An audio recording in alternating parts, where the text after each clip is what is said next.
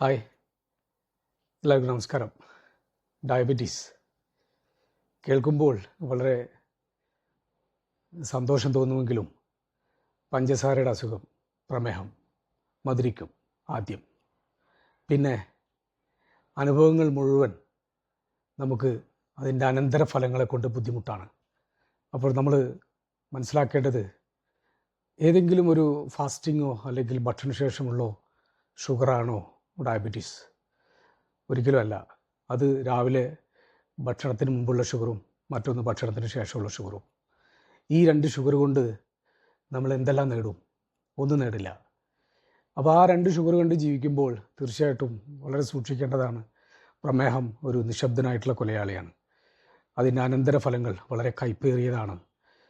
അത് നമുക്ക് അനുഭവം തരുന്നത് വളരെ ബുദ്ധിമുട്ടേറിയ അസുഖങ്ങളുടെ അനന്തരഫലങ്ങളാണ്.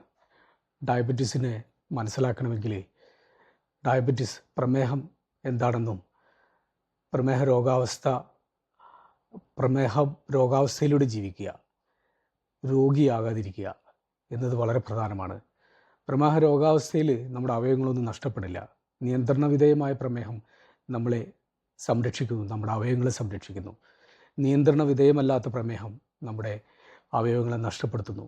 തീർച്ചയായിട്ടും ശാസ്ത്രീയമായ രീതിയിലുള്ള അസുഖത്തെ മനസ്സിലാക്കുകയും ശരിയായ രീതിയിൽ അസുഖത്തെ ചികിത്സിക്കുകയും ശാസ്ത്രീയമായി തന്നെ അതിൻ്റെ വ്യായാമമുറകളും ചികിത്സാ രീതികളെല്ലാം വളരെ ഇമ്പോർട്ടൻ്റാണ്. ഭക്ഷണ രീതികൾ. നമ്മൾ അസുഖത്തെ പേടിക്കണം, പക്ഷേ മരുന്നിനെ പേടിക്കരുത്. അസുഖങ്ങളെ നമ്മൾ മനസ്സിലാക്കണം, മരുന്നിനെ നമ്മൾ ശാസ്ത്രീയമായി മനസ്സിലാക്കി ജീവിതത്തിൽ അവയവങ്ങൾ നഷ്ടപ്പെടാതെ പ്രമേഹത്തോടൊത്ത് സന്തോഷകരമായി ജീവിക്കണം. നന്ദി, നമസ്കാരം.